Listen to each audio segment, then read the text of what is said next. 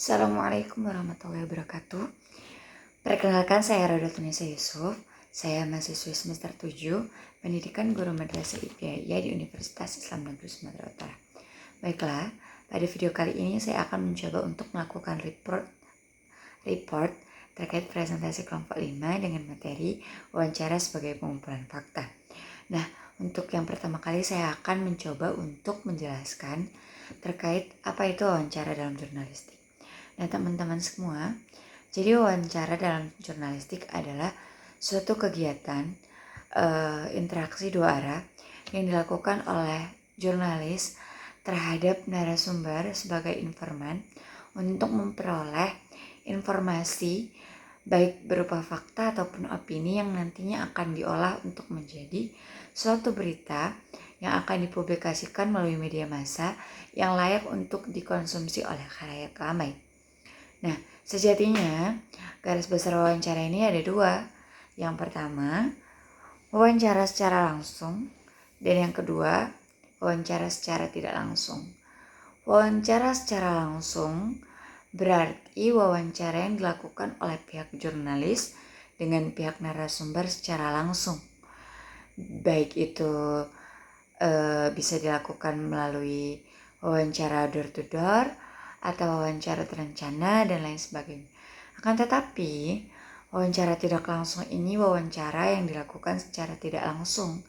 Maksudnya, tidak dengan secara tatap muka langsung. Jadi wawancara ini bisa dilakukan melalui media sosial ataupun media internet dengan pemanfaatan teknologi informasi dan komunikasi.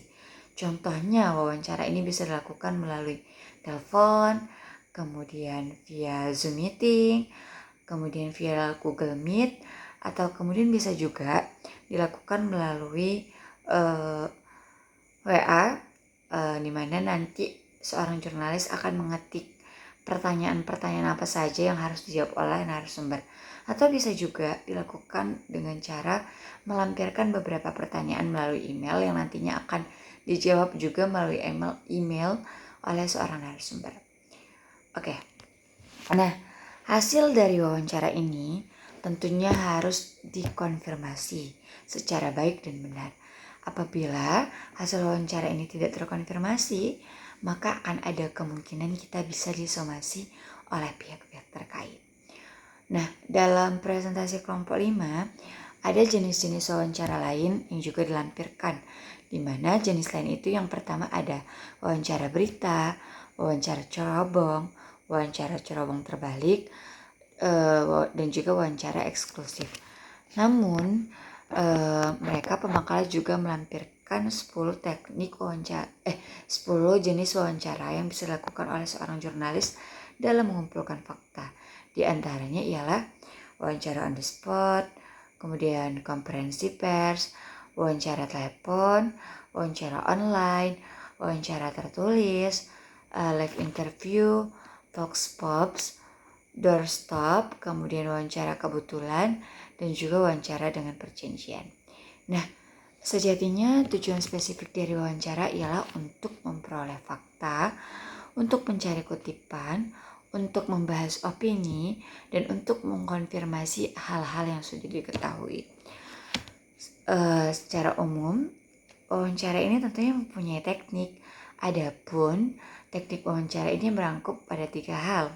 Yang pertama itu tahap persiapan, yang kemudian tahap pelaksanaan wawancara, dan yang terakhir adalah tahap pra atau tahap selesai wawancara.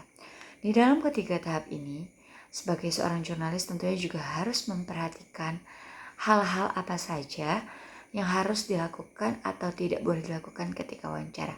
Seorang jurnalis juga harus memperhatikan etika-etika ketika melakukan wawancara. Sekian report yang bisa saya lakukan. Lebih dan kurangnya saya mohon maaf. Wabillahi taufiq wal hidayah. Assalamualaikum warahmatullahi wabarakatuh.